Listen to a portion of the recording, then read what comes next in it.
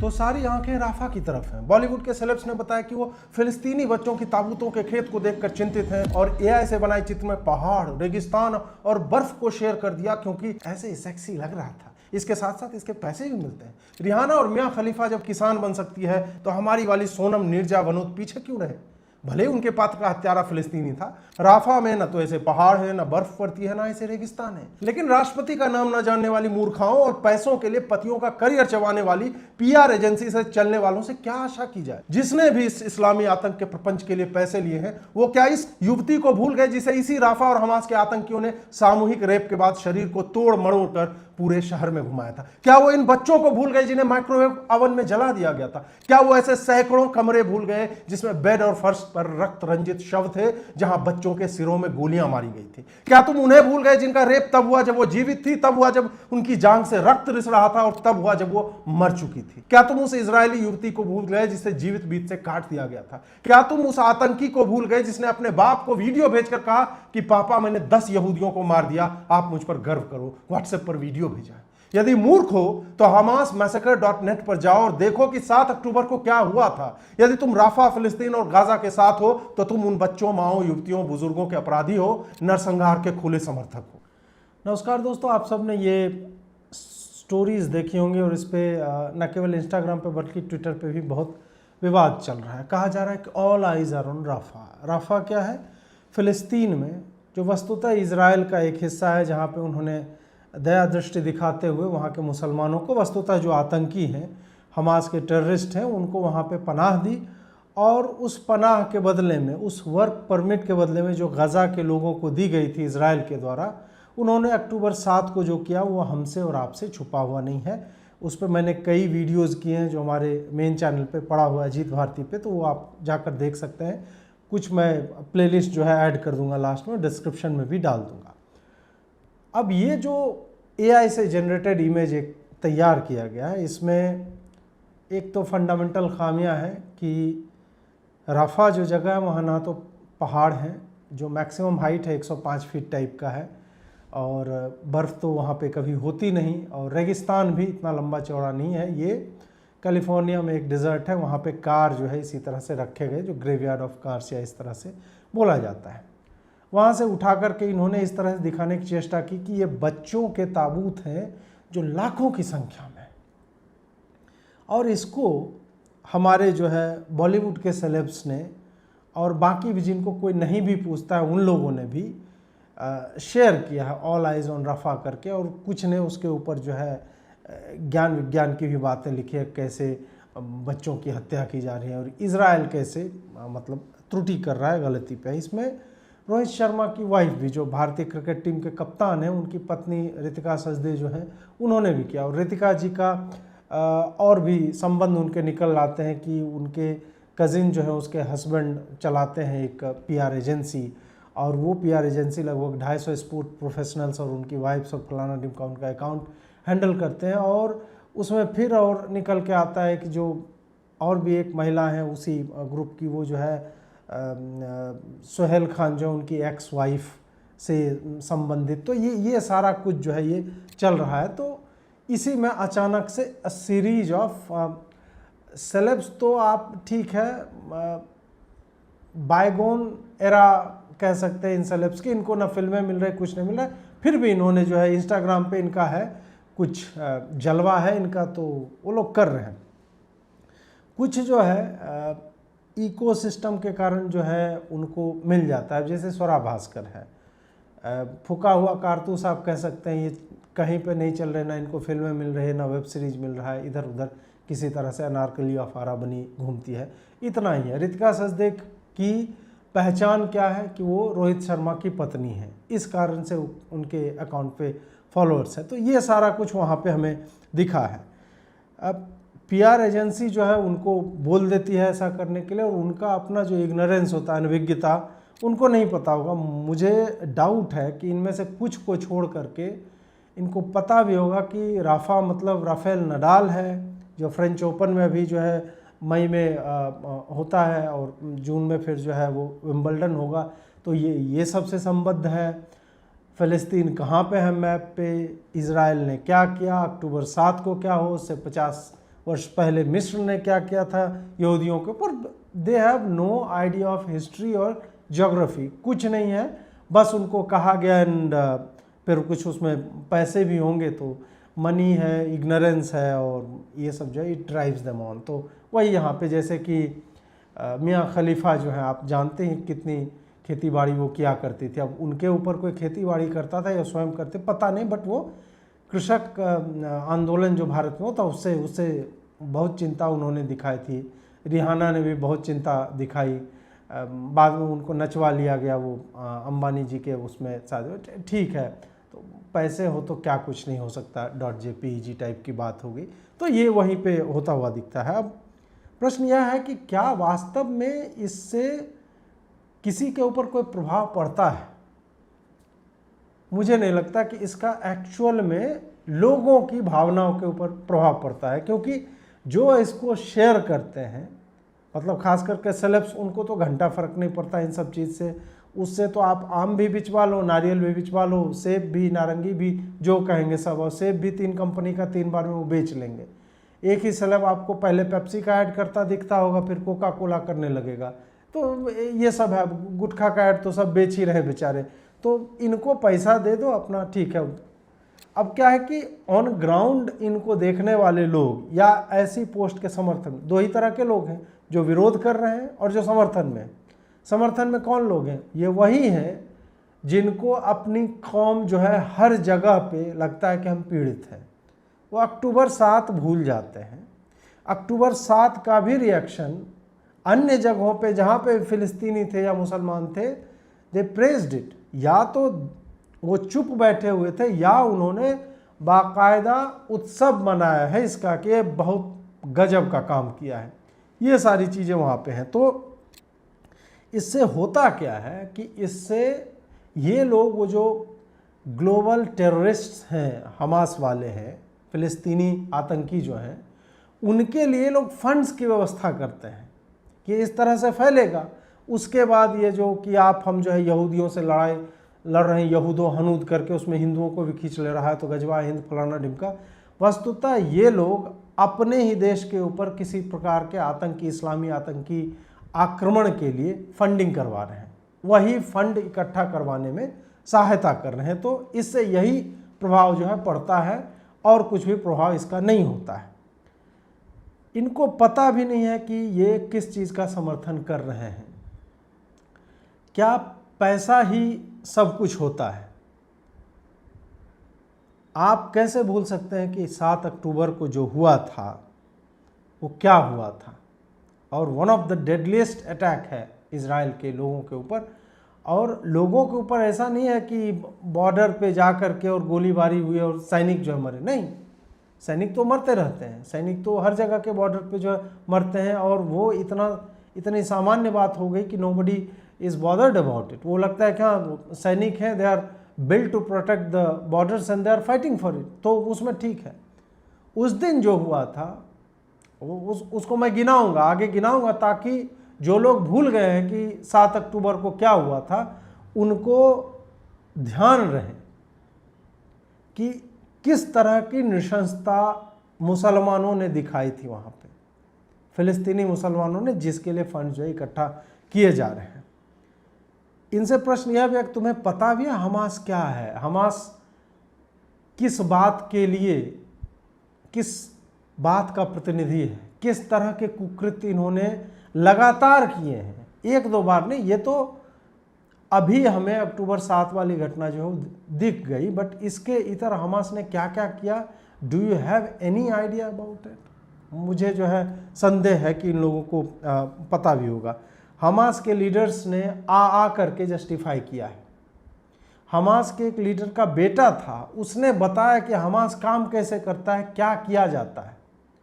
हमने यह भी देखा है कि इस मैसेकर के बाद किस तरह से फोटोग्राफी हुई है, लोगों को बुलाकर बिठाया गया है, टूटे हुए मलबे के अंबार पे, ढेर पे बिठा करके, मतलब बच्चे बैठे हुए हैं और उसके टेडी बियर पे डस्ट का एक भी कुछ भी नहीं है। बढ़िया से फोटोग्राफी की गई है ताकि इनके लिए फंड्स जो है इकट्ठा किया जाए। ये सारा कुछ हमने अपनी आंखों से होते हुए देखा है।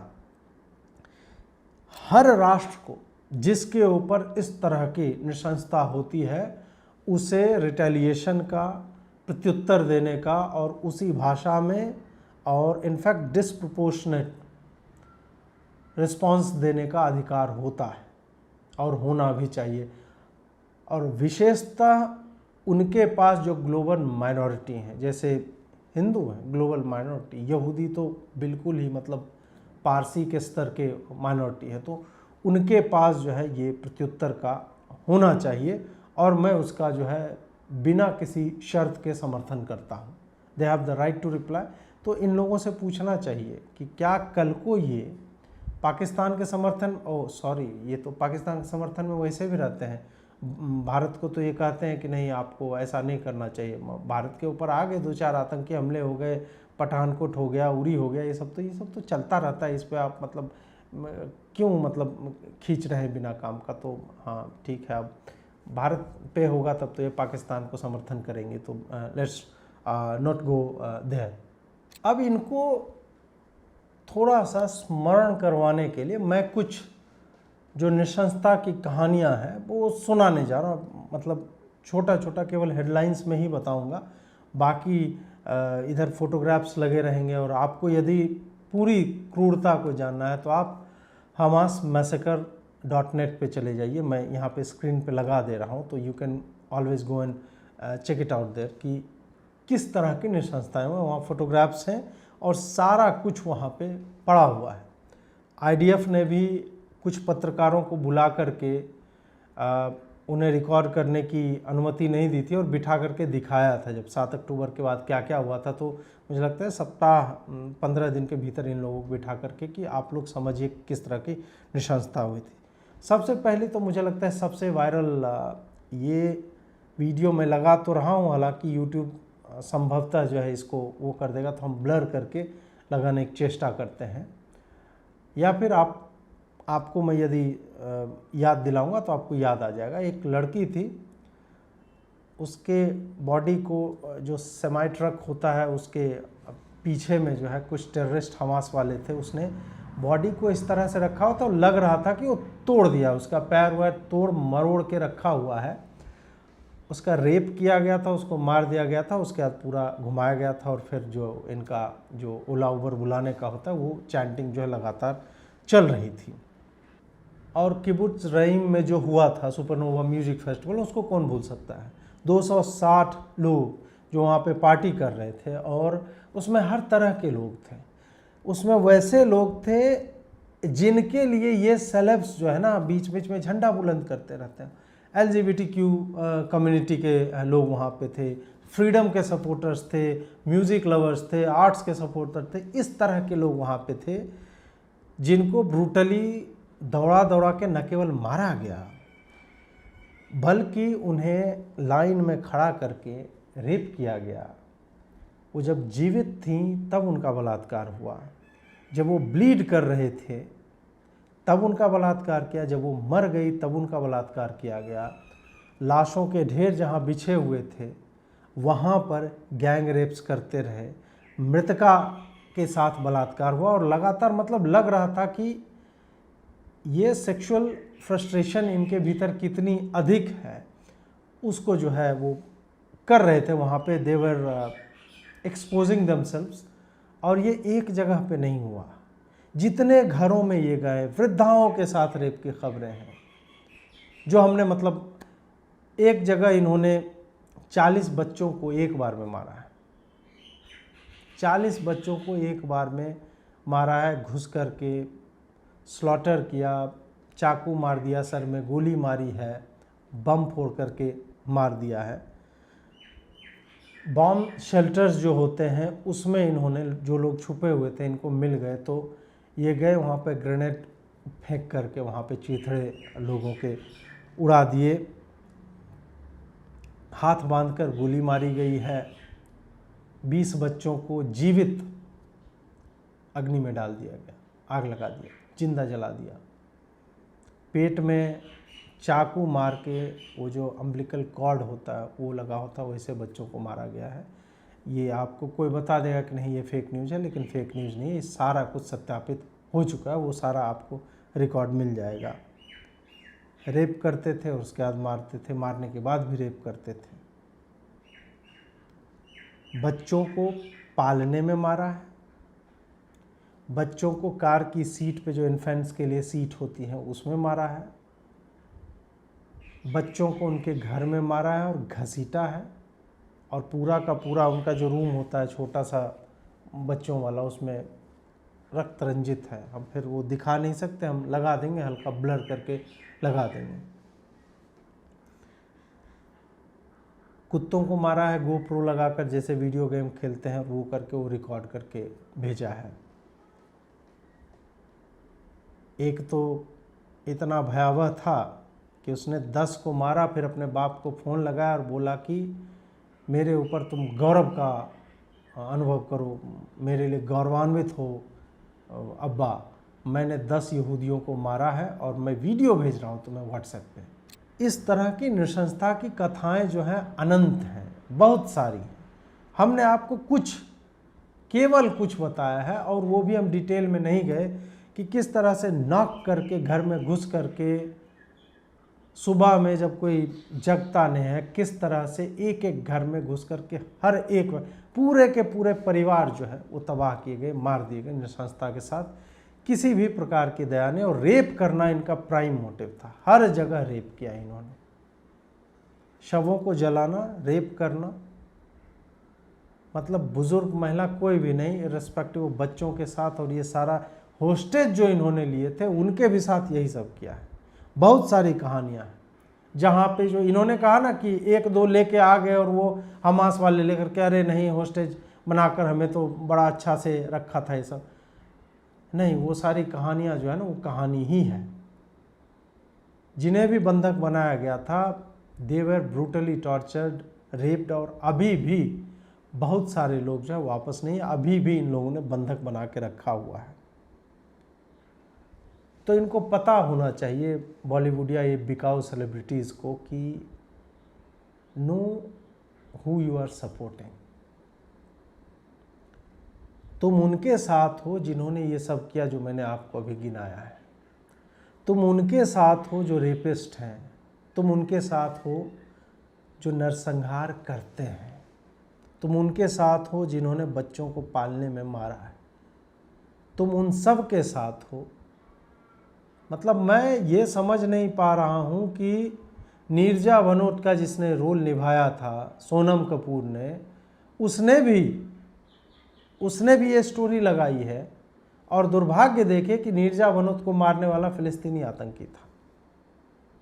ये नुसरत करके एक है, वो एक वीडियो में, वो वहीं पे थी, बॉम्ब शेल्टर में छुपी हुई थी, उसको निकाला गया, इजराइल एम्बेसी ने फैसिलिटेट किया, इंडियन एम्बेसी ने फैसिलिटेट किया, वो भारत आए और उसने स्वीकारा और धन्यवाद ज्ञापन कर रही है इजरायली दूतावास का कि आपने हमारा जीवन जो है बचाया है, और वो शेयर कर रही है, ऑल आइज ऑन रफा।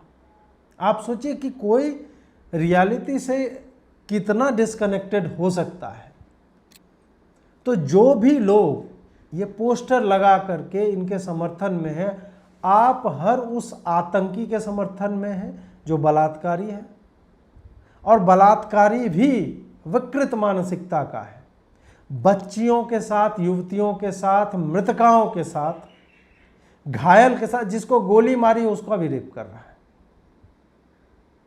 आप सोचिए कि लाइन में लड़कियां लगी हुई हैं और वहां पे रेप हो रहा है।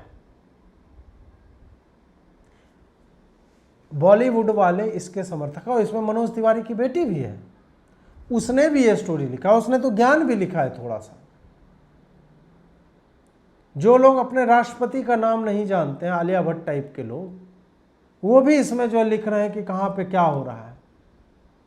जो लोग अपने पास के सड़क का नाम संभवतः नहीं बता पाएंगे, उन्हें रफा के लिए चिंता हो रही है। अंततः मैं यही कहना चाहूँगा कि ये लोग सुधरने वाले नहीं। इनका एक प्राइस टैग है, इतना पैसा दोगे हम कर देंगे।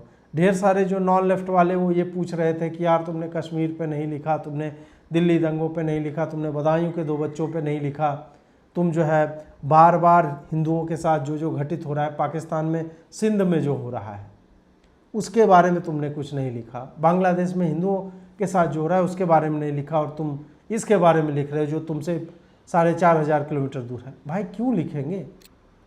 पैसे दो ना, पैसे दोगे तो वो लिखेंगे। हमने आपने पैसे इकट्ठा नहीं किया, आपने उसको पैसा नहीं दिया, इसलिए it is not that they are very emotional about it, no, there is only one aspect to it, that is finance. उसको पैसा मिलेगा और लोग लिखेंगे, लोग करेंगे, यही है। इसके बियॉन्ड इनकी आस्था या इनकी भावनाएं न तो उन बच्चों के साथ हैं जो रफ़ा में हैं, ना उन बच्चों के साथ हैं जो इज़राइल के हैं, जो मारे जा चुके हैं। और ये जो है बस वही एक ही मोटिवेशन है कि पैसा मिल रहा है तो हम जो है वो किए जा रहे हैं। आपको यह वीडियो कैसा लगा हमें अवश्य बताएं, लाइक करें, शेयर करें, सब्सक्राइब करें और अधिकाधिक संख्या में इसको बाहर के लोगों तक भेजें, पहुंचाएं, ताकि ऐसे विषयों पे जो पोटेंशियली भारत को ही हार्म कर सकता है, संकट में डाल सकता है, क्योंकि ये लोग अपने ऐसे वीडियो के माध्यम से, इंस्टाग्राम पोस्ट के माध्यम से, स्टोरी के माध्यम से आतंकियों के लिए फंडिंग की व्यवस्था कर रहे हैं। तो इसको और लोगों तक ले जाइए, इसके क्लिप्स बना करके शेयर कीजिए ताकि लोगों को पता चले कि वास्तव में क्या घटित हो रहा है। जुड़ने के लिए बहुत बहुत आभार। नमस्कार।